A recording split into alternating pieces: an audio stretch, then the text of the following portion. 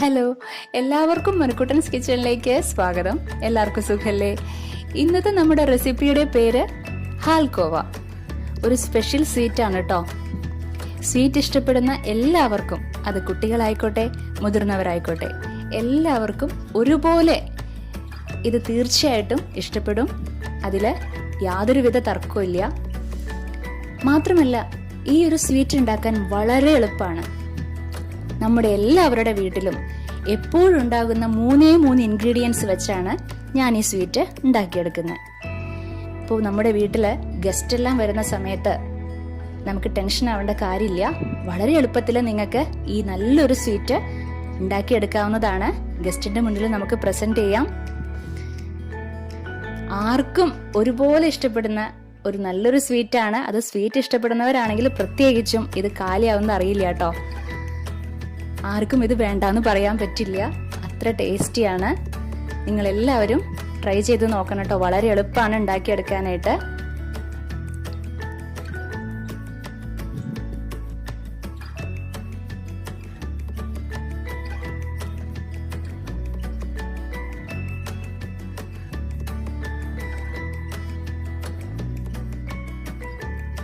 ഈ സ്വീറ്റ് എത്ര കഴിച്ചാലും മതിയാവില്ല, വേണ്ടാന്ന് ആർക്കും പറയാൻ പറ്റില്ല. കണ്ടു കഴിഞ്ഞാൽ തീർച്ചയായിട്ടും അത് കഴിക്കാൻ തോന്നും. നല്ലൊരു സ്മെല്ലും ആണ്.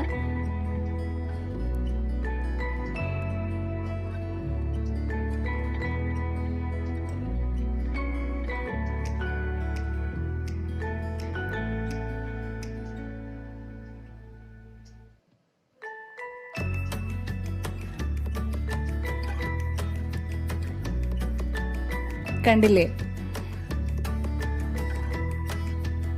എല്ലാവർക്കും ഇത് വളരെയേറെ ഇഷ്ടപ്പെടും, കുട്ടികൾക്ക് പ്രത്യേകിച്ച്. അപ്പോൾ നമ്മുടെ കുഞ്ഞുമക്കൾക്കൊക്കെ വേഗം തന്നെ ഉണ്ടാക്കി കൊടുക്കണം കേട്ടോ. വളരെ എളുപ്പമാണ്.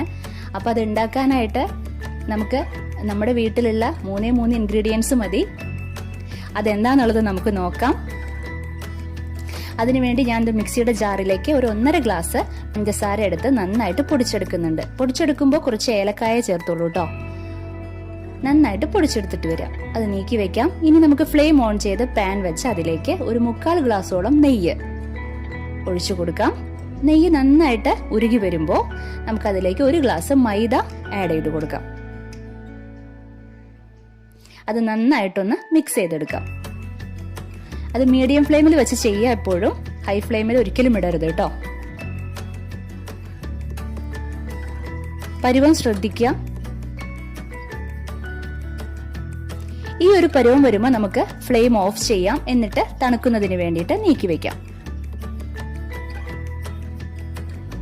ഫ്ലെയിം ഓഫ് ചെയ്തു. ഇത് കുറച്ചു നേരം അവിടെ ഇരുന്ന് തണുക്കട്ടെ. ഫ്രിഡ്ജിലൊന്നും വെക്കണ്ട.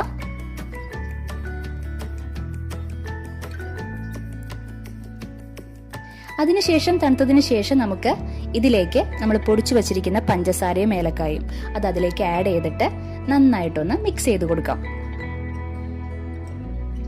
അതിനുശേഷം കൈകൊണ്ട് നന്നായിട്ട് ഇതുപോലെ കുഴച്ചെടുക്കുക. നല്ല സോഫ്റ്റ് ആയിട്ട് കുഴച്ചെടുക്കുക. വേറെ വെള്ളമോ പാലോ ഒന്നും ആഡ് ചെയ്യുന്നില്ല കേട്ടോ. നന്നായിട്ട് കുഴച്ചെടുത്തിട്ടുണ്ട്. ഇനി ഇതുപോലൊരു പാത്രത്തിൽ നമ്മൾ നെയ്യ് അപ്ലൈ ചെയ്തിട്ട് ഇതിൽ സെറ്റ് ചെയ്ത് വെക്കാം. നമുക്ക്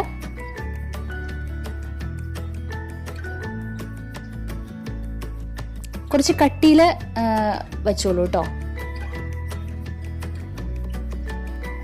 സെറ്റ് ചെയ്തിട്ട് 1 മണിക്കൂർ നമുക്ക് ഫ്രിഡ്ജിൽ സൂക്ഷിക്കാം.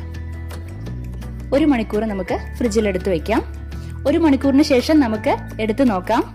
നന്നായിട്ട് സെറ്റായി കിട്ടിയിട്ടുണ്ട്. നമുക്കിത് മുറിച്ചെടുക്കാം. കണ്ടില്ലേ, നമ്മുടെ ഹാൽക്കോവ സ്വീറ്റ് റെഡി ആയിട്ടുണ്ട് സെർവ് ചെയ്യാനായിട്ട്. ഇത് ഉണ്ടാക്കുമ്പോൾ തന്നെ നല്ലൊരു മണമാണ് കേട്ടോ. ഇതുപോലെ മുറിച്ചെടുക്കാം. നമുക്കിത് സെർവ് ചെയ്യാം. എല്ലാവർക്കും തീർച്ചയായിട്ടും ഇഷ്ടപ്പെടും, പ്രത്യേകിച്ച് മധുരം ഇഷ്ടപ്പെടുന്ന എല്ലാവർക്കും. അപ്പോൾ ഇത് എളുപ്പമല്ല ഉണ്ടാക്കാനായിട്ട്, വളരെ പെട്ടെന്ന് തന്നെ ഉണ്ടാക്കി കഴിയും. എല്ലാവരും തീർച്ചയായിട്ടും ട്രൈ ചെയ്യുക, അഭിപ്രായം പറയാം. അപ്പോൾ നമുക്കിനി അടുത്ത എപ്പിസോഡിൽ വീണ്ടും കണ്ടുമുട്ടാം. Okay, bye. Thank U.